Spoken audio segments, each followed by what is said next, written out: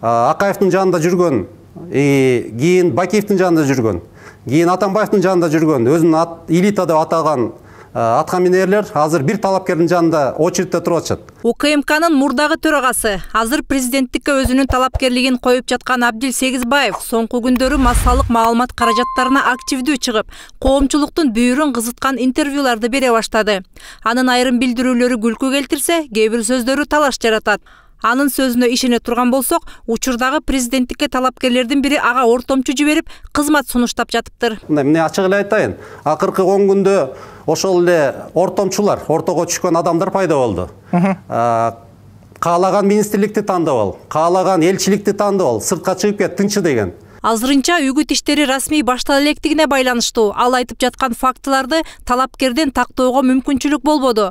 Бирок Абдил Сегизбаев айтып жаткан ортомчулар боюнча ал кыйытып жаткан талапкердин өзүнөн тактай турган кез келет. Азырынча өзүн ак карга катары көрсөтүп жаткан Сегизбаев тууралуу да айрым фактылар ачыкка чыгышы ыктымал. Атайын органдардын маалыматы боюнча ага өтө оор кылмыштарга шектүү катары кылмыш иши козголушу мүмкүн. Акаев, Бакиев, Атамбаев жана Жээнбеков менен жакындан иштешип, алардын кол жоолугуна айланып, ажоолордун оппоненттерин жолдон тазалоого көмөктөшүп келген эле элине болгон чоң чыккынчылык дешет жарандык активисттер. Тегеле Кыргыз тарыхында башкы прокуратура жана УКМК саясий куугунтуктун куралы болуп келген да, чындыгында. Өзгөчө ошол Абдил Сегизбаев жана Индира Жолдубаева ошол мекемелердин башчылыгында турганда саясий куугунтук аябагандай күчөгөн. Ошондуктан алардын саясий талаада гана эмес, кандайдыр бир коомдук иште дагы кандай иштерди жүргүзүүгө тыюу салыш керек да. Люстрация ошол адамдардан башталыш керек. Буга чейин Абдил Сегизбаев дагы бир маалымат каражатына интервью берип, өлкө байлыктары 150 аткаминердин чөнтөгүндө экенин айтып, агынан жарылган. Демек ал азыркы туруксуздукка жана элдин жакырчылыгына кандайдыр бир деңгээлде өз салымын кошкон деп айтууга болобу? Ушунчалык көп байлыгыбыз бар. Жерде дагы, экономикабызда дагы көптөгөн байлыктар. Бирок ошол байлыктардын баары тең бир 150 чөнтөккө кетет. 150 чөнтөккө кетет. Батпай калды чөнтөгүнө.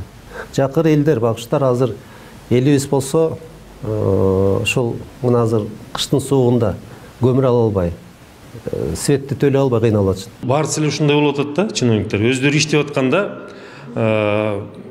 өзүнүн шебинби, өзүнүн кызыкчылыгын карап жүрөт, шебин угуп жүрөт. Анан бийликтен кеткенден кийин эле пайдаланып калышат да ошону. Мондай. Ким колун байлап коюптур? Атамбаевка кирип туруп айтса болмок да. Келиңиз, могу 150 чиновник коррупционерлерди камайлы, элге болбосо добровольно бере байлыкты. Элге ошол тоногон, урдаган акчасын берсин, ошо менен мамлекетти өнүктүрөбүз. Ансыз өнүктүрө албайбыз. Миллиардтар урдалып атат. Келиңиз ушу менен иштейли дебейби? Ким анын оозун байлап койду? Бул фактылар тууралуу өз кезегинде айтпай, эми айтып чыкканы коомчулукта түрдүү ойлорду жаратууда. Шайлоо алдында массалык маалымат каражаттарына чыгып, өзүн жарнамалоо аракетиби же өтө оор кылмыштарга шектелиши ыктымалдыгын алдын ала билген соң, башкалардын куйругун басмыш болуп, өзүн саясий куугунтуктун курмандыгы катары көрсөтүүнүн аракетиби. Пиарда болот, өзүн эл алдында актоо болот да, бул президент как талапкер катары. Эгерде ошол мезгилде ал билгенде улуттук коопсуздук кызматынын башчысы катары президентке түздөн-түз баш ийгенден кийин ал президентке жазып бергем деп айтып жүрөт. Эгерде президент угуп ошого эч кандай бир реакция жасабаганда ал коомчулукка чыгып айтмак болчу да. Мен ойлойм, ошол мезгилде булар бардыгы эле чогуу болушканда. Ошол президенттин айткандарын аткарып жүргөн адамдардын бири болчу. Эске салсак, Абдил Сегизбаев өзүнүн карьерасын 2003-жылы Аскар Акаевке маалымат катчы болуудан баштаган. 2010-жылдагы инкылаптан кийин Алмазбек Атамбаевке жардамчы болуп, кийинчерээк эпчилдиги менен президент аппаратынын маалымат саясаты бөлүмүн жетектеп калган. Президентке кеңешчи да болгон. 2014-жылдан тартып улуттук коопсуздук мамлекеттик комитетинин ири бөлүмүн жетектеген. Жыл айланбай коопсуздук комитетинин жетекчиси болуп, ошол кездеги президенттин оппоненттерине кылмыш ишин козгоп, каматууга салымын кошкон. Ошол эле учурда ыңгайлуу кишилерди жоопкерчиликтен калкалап калууга көмөктөшкөн. Кезегинде жашыруун сакталган маалыматтарды азыр айтып чыгып, саясий упай топтогусу келгени ага аброй алып келбейт дешет эксперттер. Мээрим Ташыбекова, Талант Рысов, 7 канал, Бишкек.